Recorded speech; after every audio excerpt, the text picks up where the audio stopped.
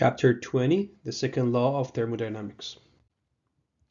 In this chapter, we talk about the second law of thermodynamics, heat engines, reversible and irreversible processes, the Carnot engine, refrigerators, air conditioners, and heat pumps, entropy and the second law of thermodynamics, order to disorder, unavailability of energy and heat death, statistical interpretation of entropy and the second law, thermodynamics temperature, third law of thermodynamics, thermal pollution, global warming, and energy resources. Section 1, Introduction to the second law of thermodynamics. The first law of thermodynamics tells us that the energy is conserved. However, the absence of the process, as illustrated above, which is we would never see a broken glass or a cup of water, rises up to the table spontaneously and becomes a whole thing as a brand new cup, as if nothing has happened. When this process does not exist, this indicates that conservation of energy is not the whole story. If it were, movies run backwards would look perfectly normal to us. The second law of thermodynamics is a statement about which processes occur and which processes do not. There are many ways to state the second law. One of them is heat can flow spontaneously from a hot object to a cold object. It will not flow spontaneously from a cold object to a hot one. Section 2. Heat engines. It is easy to produce thermal energy using work. But how does one produce work using thermal energy? This is a heat engine. Mechanical energy can be obtained from thermal energy only when heat can flow from a higher temperature to a lower temperature. Here we can see we can obtain heat, or QH, from the high temperature reservoir. Part of it can be converted into work, and part of it delivered to the low temperature reservoir as QL. We will discuss only engines that run in a repeating cycle. The change in interval energy over a cycle is zero, as the system returns to its initial state. The high temperature reservoir transfers an amount of heat, QH, to the engine, where part of it is transferred to work, W, and the rest is exhausted to the lower temperature reservoir, and we call it QL. Note that all three of these quantities are positive. A steam engine is one of the many types of heat engines. Here on the left we have a reciprocating type where we have a boiler on here. In boiler we have water and some steam, and as we heat up the boiler, the high temperature part goes into this cylinder. We have an intake valve.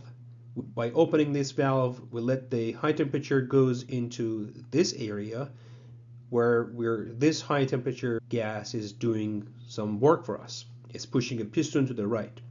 As the piston completely pushes to the right, the intake valve will be closed and the exhaust valve will be open to let the remaining heat, which is definitely reduced heat compared to the input one, to be let out into the condenser, which is a low temperature reservoir. Then we have a pump to pump up the condensed gas into the boiler, and this completes the whole cycle. On the other hand, we have also a turbine engine. Here we're not showing the boiler and condenser, but the idea is the same. So we have a high temperature steam coming from the boiler, goes into the cylinder, pushes the spins of the turbine, and does the work for us. And the rest of the low temperature gas or steam is being pushed into the condenser or the low temperature reservoir. Another type of heat engine is an internal combustion engine. Here it's demonstrating different steps of internal combustion engine in which we can see the gas-air mixture is entering from the intake valve. When it's open, when it's filled, and the piston is completely down, both valves of the intake and exhaust valve will be closed, and the cylinder, which is filled with gas-air mixture, will be compressed as the piston pushes up. When the gas-air mixture is at maximum pressure, we will have a spark plug firing at this stage, which is called the ignition stage. The ignition causes the gas mixture inside the cylinder to expand their volume. During these two stages, both valves are closed and prevent any pressure drop. The pressure pushes the piston down, which is causing a shaft to be rotated at this stage. When the shaft is completely down and we have maximum expansion, the piston pushes up and lets the burnt gases and the low temperature gases to get out from the exhaust valve. You might ask, why does a heat engine need a temperature difference?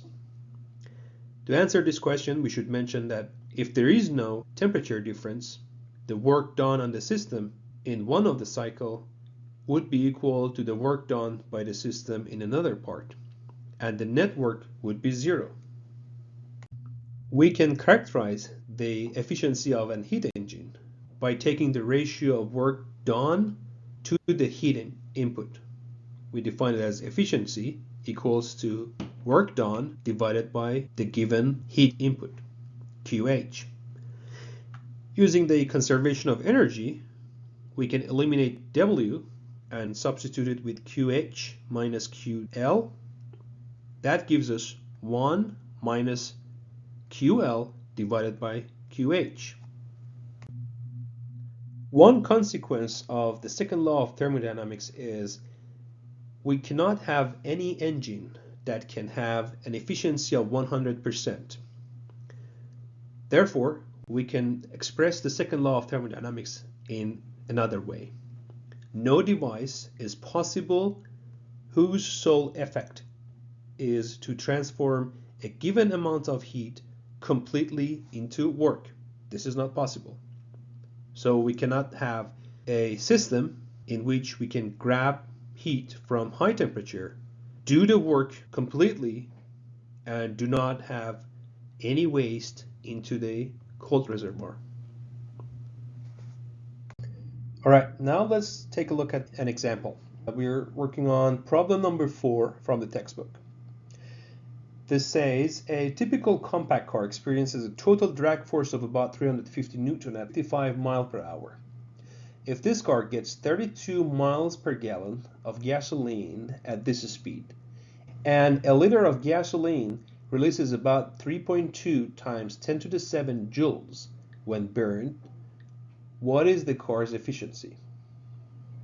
All right, to solve this problem, we have to consider a couple of things. So first off, the ratio of the power output divided the power input to the system, which is our car, defines our efficiency. So we say efficiency is equal to the power output, which is to move the car,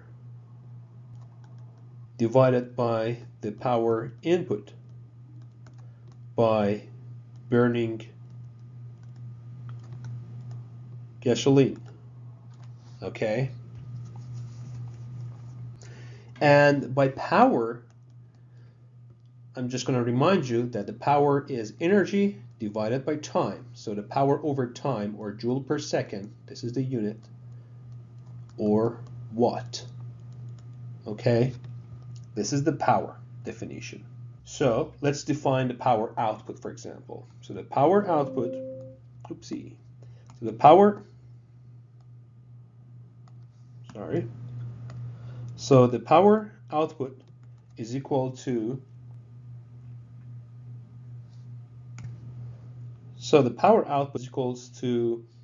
work done by the car over time, or the drag force multiplied by velocity, okay? And that gives us the 350 Newton multiplied by 55 mile per hour, right?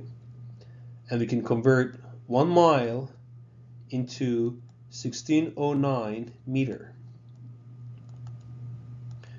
and 1 hour to 3600 second. That simplifies to 8604 watt of power. On the other hand, to calculate the power input to the system by burning gasoline, we call it QH over time. This is the heat we are earning from the heat reservoir. We say 3.2 times 10 to the 7 joule per liter multiplied by 3.8 liter per gallon, which is to convert from a liter to gallon to get to the speed of 32 mile per gallon, right? And to reach the speed of 55 mile per hour, and then let's convert 1 hour to 3600 second. That simplifies to 58,056 watt. Now, as we said, the efficiency is defined as the ratio of power out divided by power in. Or we can simplify it as the work done divided by heat provided. And this is equal to 8604 divided by 58,056. That is equal to 0.148, or about 15%.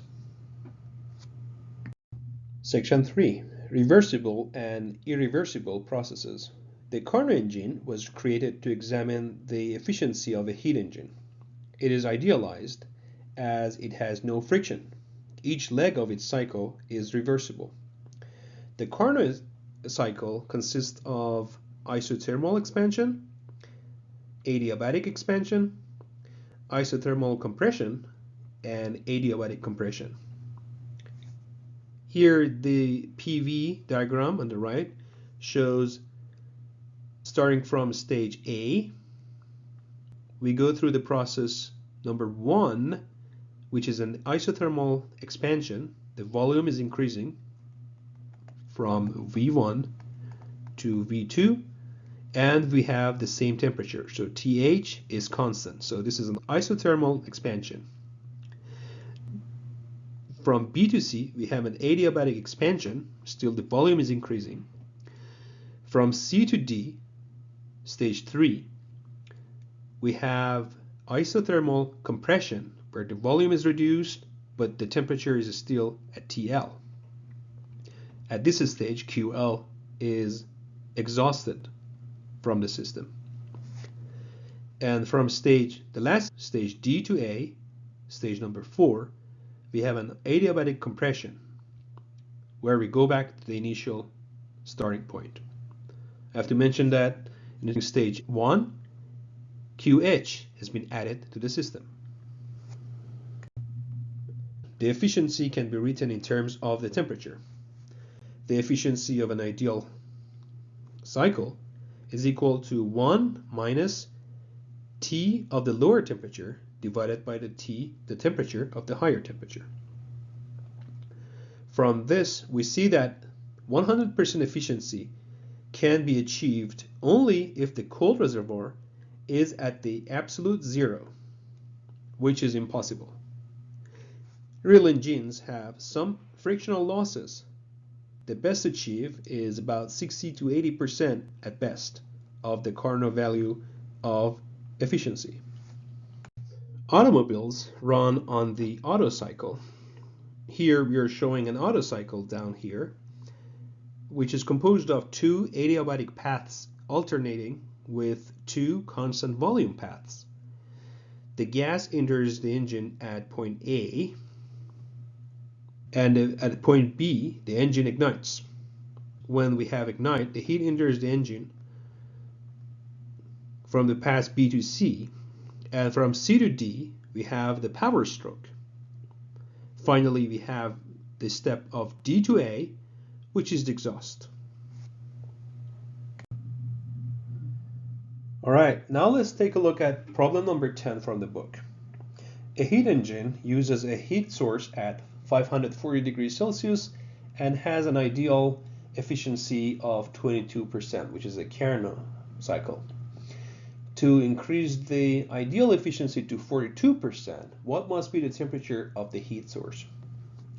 To answer this question, we should start with the definition of efficiency. We call it E1, or efficiency 1, as 1 minus, and this is an ideal, so we can write down the equation for the ideal efficiency.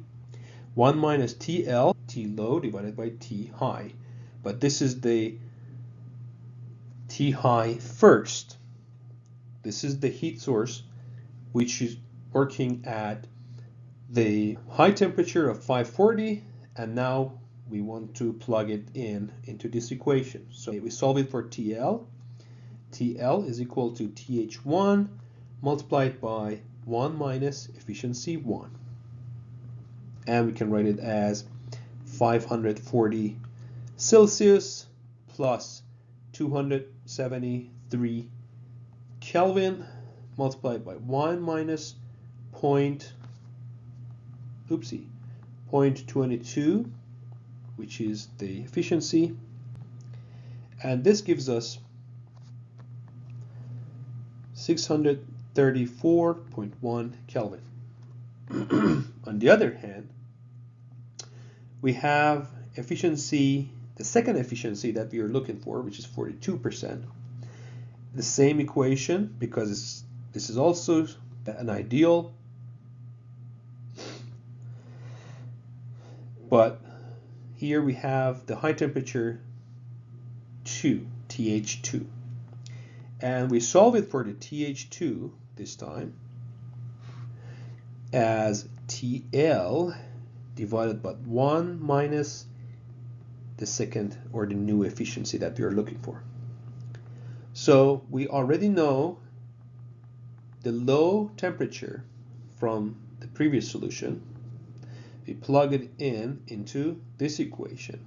We say 634.1 Kelvin divided by 1 minus the new efficiency, which is 0.42, and this time it gives us 1093 Kelvin, okay? But we can convert it back into Celsius by subtracting 273 degree Kelvin, and this gives us, it's also in Kelvin, so this gives us 820 degree C. Now let's take a look at another example. Problem number 16 from the book.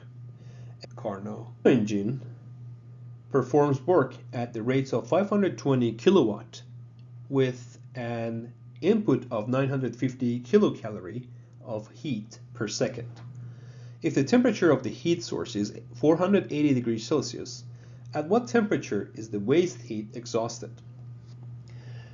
This is also an example of an ideal Carnot cycle, or perfect Carnot engine.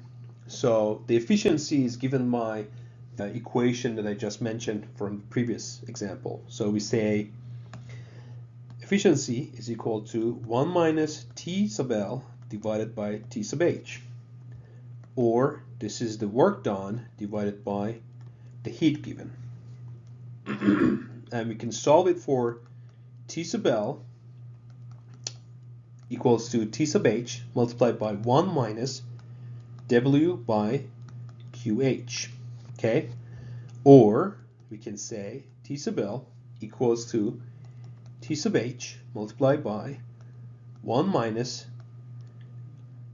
work done over time divided by heat given divided by time, which gives us the power provided by the system or the power given to the system.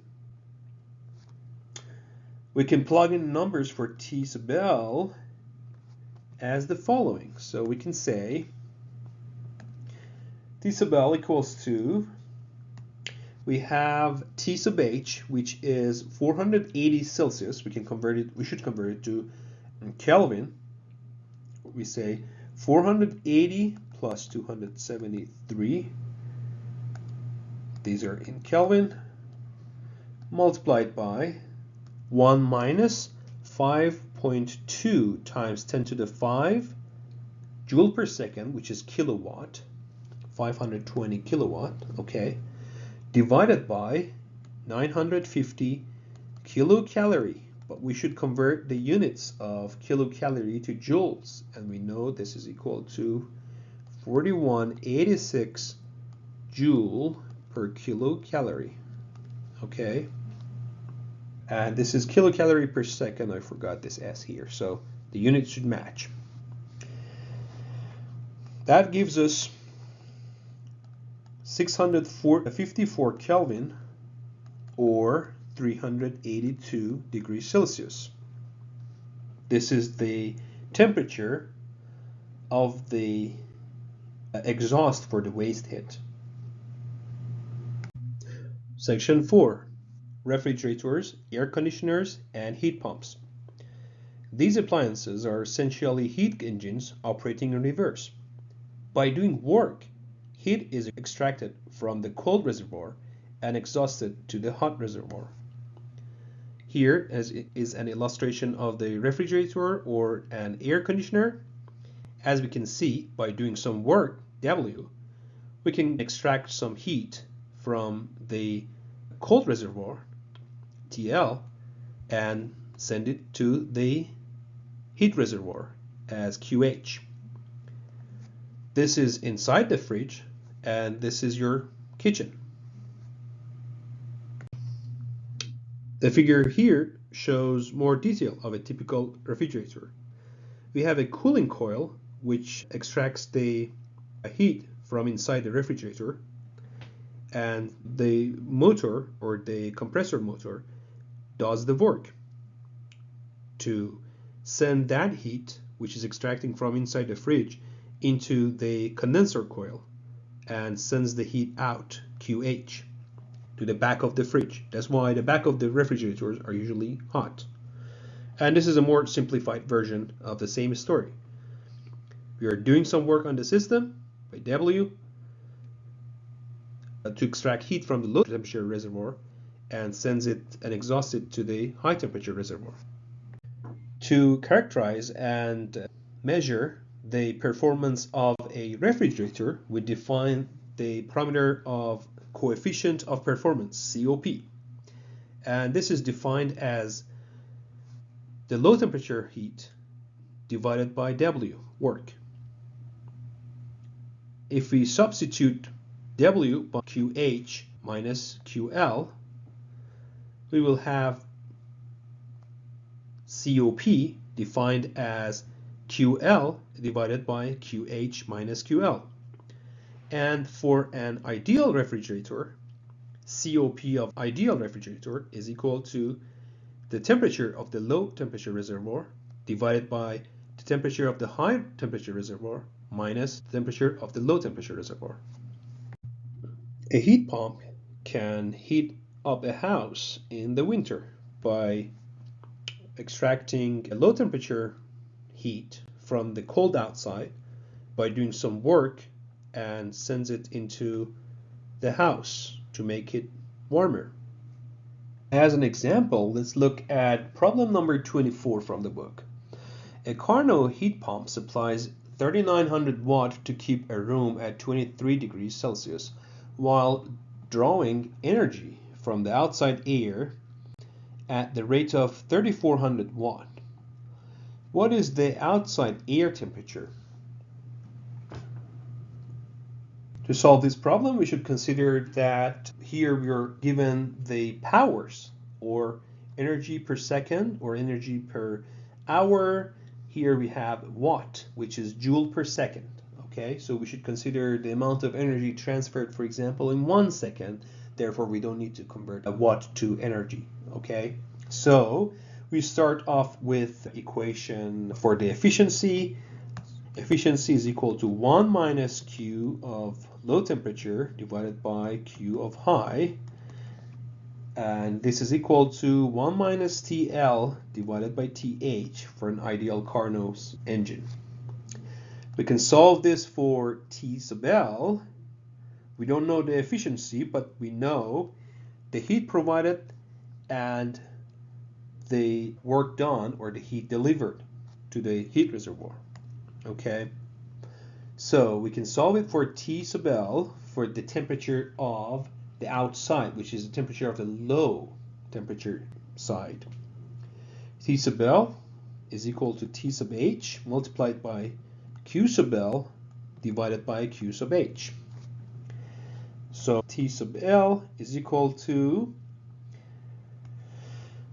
we set at 23 degrees, so 23 degrees Celsius plus 273 converts it into Kelvin, multiplied by 3,400 joules. This is the heat drawn from the outside, divided by 3,900 joule, and we can say these are joule per second, so the unit of time doesn't matter here.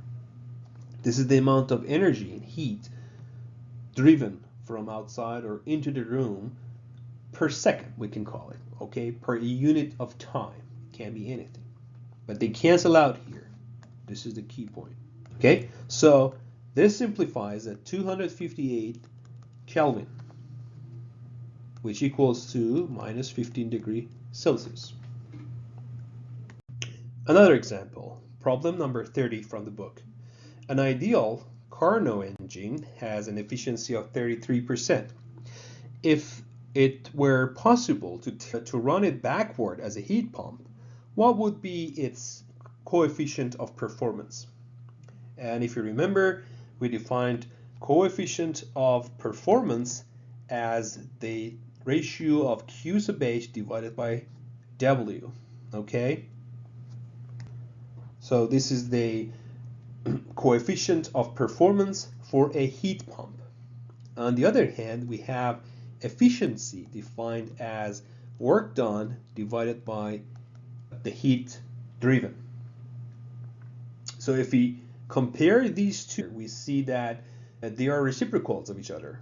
So if we have the efficiency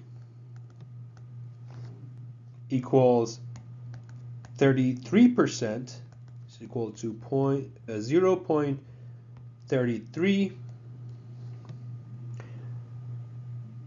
the COP, or the coefficient of performance, is 1 divided by 0.33, or 3.0.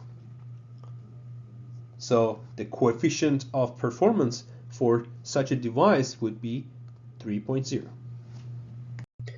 Section 5, entropy. We define entropy as the changes of entropy, delta S, when we have given to the system an amount of heat as Q at a given temperature, T. So Q over T defines the changes in entropy if the process is reversible and the temperature is constant. Otherwise, we should define it as ds equals to dq over T. dq is the derivative of heat over temperature.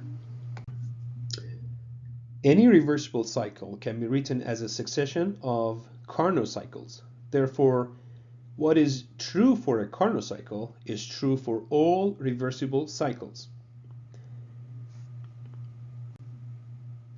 Here we can see a reversible cycle from A to B can be written as multiple isothermal adiabatic Carnot cycles. Since for any Carnot cycle QH divided by TH plus QL divided by TL equals 0, if we approximate any reversible cycle as an infinite sum of Carnot cycles, we see that the integral of dq over t around the closed path is 0. This means that entropy is a state variable. This means that the change in its value depends only on the initial state and the final state, no matter which path we take. Section 6. Entropy and the second law of thermodynamics.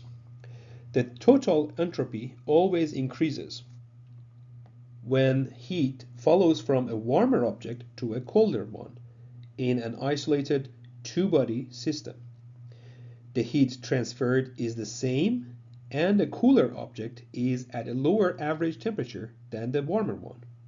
So the entropy gained by the cooler one is always more than the entropy lost by the warmer one. The fact that after every interaction, the entropy of the system plus the environment increases is another way of putting the second law of thermodynamics.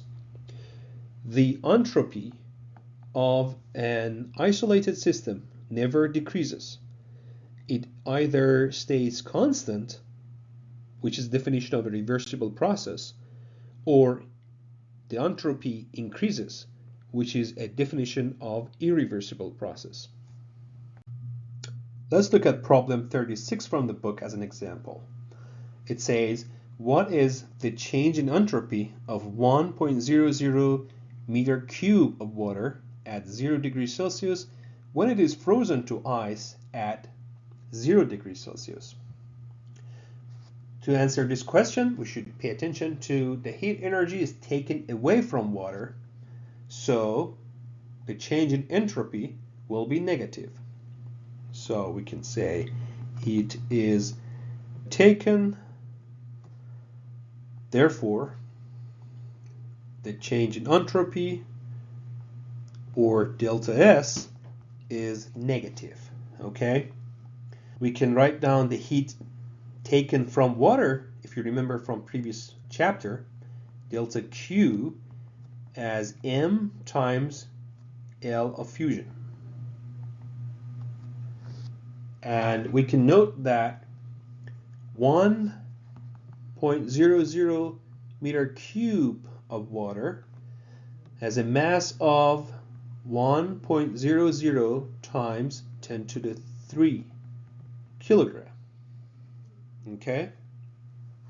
So let's plug in everything together to the equation of entropy. Q divided by T. And we said Q is the negative heat taken from the system. So we say minus M times L of fusion divided by temperature. In the numerator, we have 1.00 times 10 to the 3 kilogram. This is the mass of water multiplied by 3.33 times 10 to the 5 joule per kilogram. We should look it up from the table. Divided by 273 Kelvin. This is the temperature of water or ice at 0 degrees that we're discussing with. Altogether, delta S is given as minus 1.22 times 10 to the 6 joule per Kelvin. This is the unit for entropy, energy per temperature. Let's look at another example, problem 46 from the book. The temperature of 1.6 mole of an ideal atomic gas goes from 25 degrees Celsius to 55 degrees Celsius at a constant volume. What is the change in entropy? Use delta S, the integral of dq over t. Since the process is a constant volume, we know that dq for a constant volume is written as n number of moles times Cv multiplied by dt. The capital dt is temperature. For a diatomic gas, so let's write down this here as constant volume. Okay. For a diatomic gas, we know from the lookup table again, for the temperature range that we're talking here, about 25 degrees to 55 degrees, C sub V is equal to 5/2 times R. So having these two, let's write it down. Let's solve it for delta S. This is the integral of dq over t, and we can say from T1 to T2 of, instead of dq, we write down ncv dt over t. And these are constant. We can take it out of the integral. We have 5/2 R times n times the integral from T1 to T2 dt over t, and we know that dt over t is the natural log of temperature. So this is ln of t from T1 to T2, and it gives us 5/2 nr ln of T2 minus ln of T1, and we know that this simplifies into ln of T2 divided by T1. So let's plug in the values from the given values from the problem. We have 5.2, we have 1.6 mole, we have 8.314 joule per mole Kelvin. This is the constant, gas constants, times the natural log of 273 plus 55. This is the second temperature, the final temperature in Kelvin, divided by 273 plus 25 degrees Celsius, and this gives us the initial temperature in Kelvin. If we solve and simplify everything, this gives us 3.19 joule per Kelvin, which is equal to almost 3.2 joule per Kelvin. This is the changes in entropy, delta S. Section 7. Order to disorder. Entropy is a measure of the disorder of a system. This gives us yet another statement of the second law. Natural processes tend to move toward a state of greater disorder. As an example, if you put milk and sugar in your coffee and stir it, you wind up with coffee that is uniformly milky and sweet. No amount of stirring will get the milk and sugar to come back out of the solution. Let's take another example. When a tornado hits a building, there is major damages. You never see a tornado approach a pile of rubble and leave a building behind when it passes. I wish it was. Thermal equilibrium is a similar process. The uniform final state has more disorder than the separate temperatures in the initial state. Section 8. Unavailability of energy, heat death. Another consequence of the second law. In any natural processes, some energy becomes unavailable to do useful work. If we look at the universe as a whole, it seems inevitable that as more and more energy is converted to unavailable forms, the ability to do work anywhere will gradually vanish.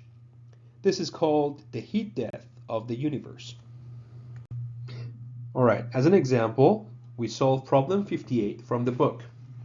Determine the work available in a 2.2 kilogram block of copper at 490 degrees Kelvin if the surroundings are at 290 degrees Kelvin.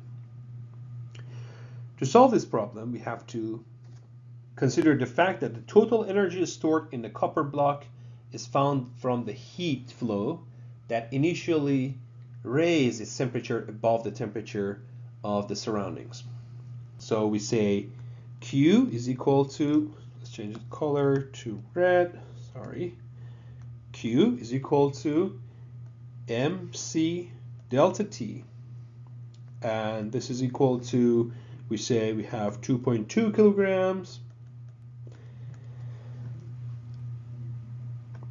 And C is 390 joule kilogram Kelvin. We are changing the temperature from 490 to 290, so the delta T is 200 Kelvin. Okay, so this simplifies as 1.716 times 10 to the 5 joule. So this is the Q. On the other hand, the entropy change, assuming the amount of energy leaves the copper in a reversible process, this is a reversible process, and the temperature of the surrounding is assumed to be constant at 290 degrees. So we say delta S of copper is equal to the integral of dq over T, and this is equal to mc, the integral of dt over T, from 290 to 490. And this gives us mc, the natural log of 290 Kelvin divided by 490 Kelvin. If we plug in the values, we have 2.2 kilogram multiplied by 390 joule divided by kilogram Kelvin multiplied by the ln of 290 divided by 490, and this gives us minus 450 joule per Kelvin. This is delta S by copper. Now let's calculate the changes in entropy of the surrounding.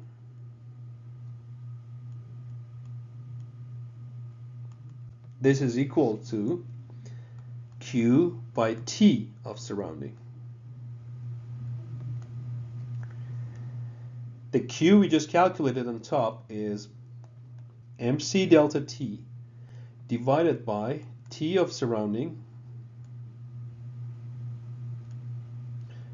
and this is 1.716 times 10 to the 5 divided by 290 Kelvin.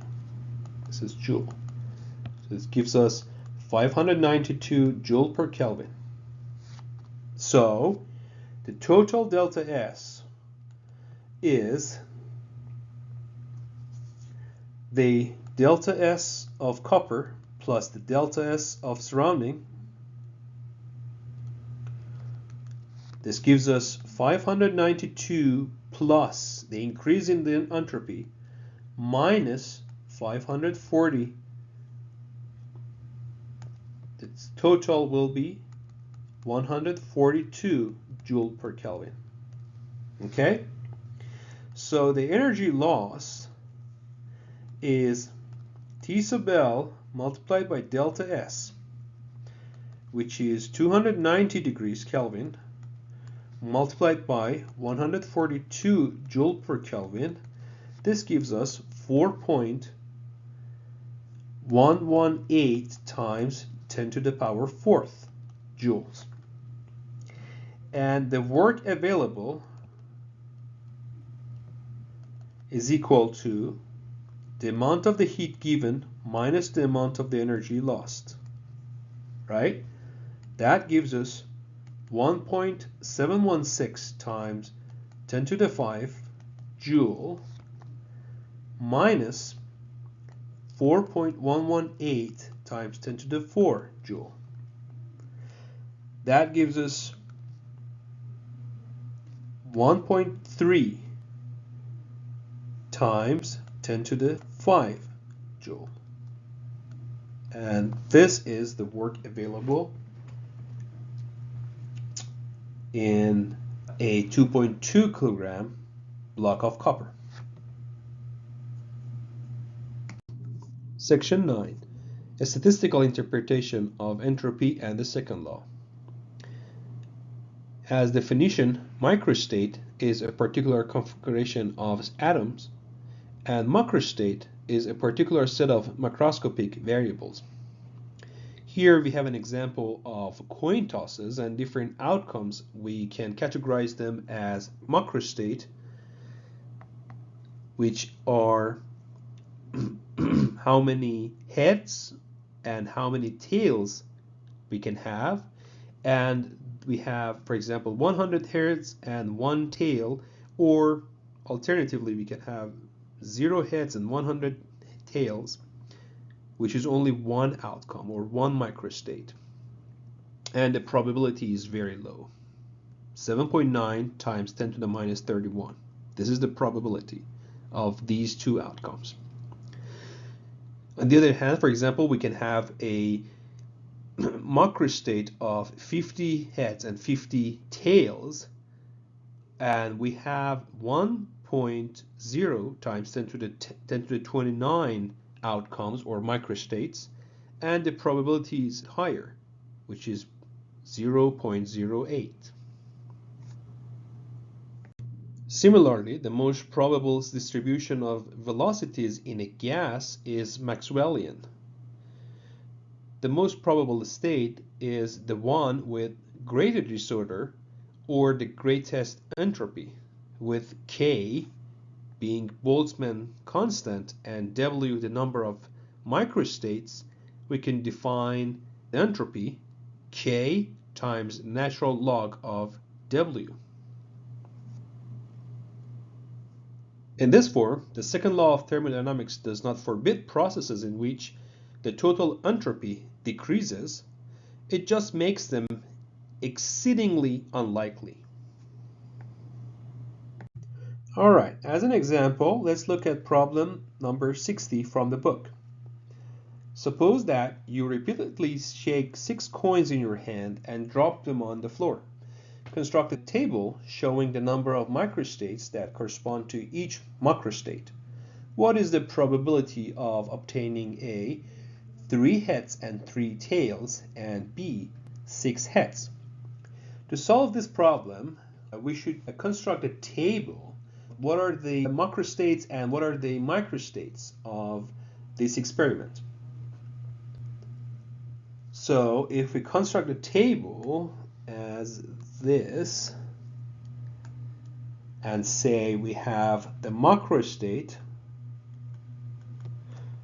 or for example, what are the possible outcomes? 6 heads, 0 tail, okay? Or we can have 5 head, 1 tail, or we can have 4 head, 2 tails, or we can have 3 heads, 3 tails. Oops, sorry. 3 tails. And we can continue the same, which is going to be the opposite. We can have 2 heads and 4 tails, 1 head and 5 tails, and 0 heads and 6 tails. Okay? And what are the possible microstates?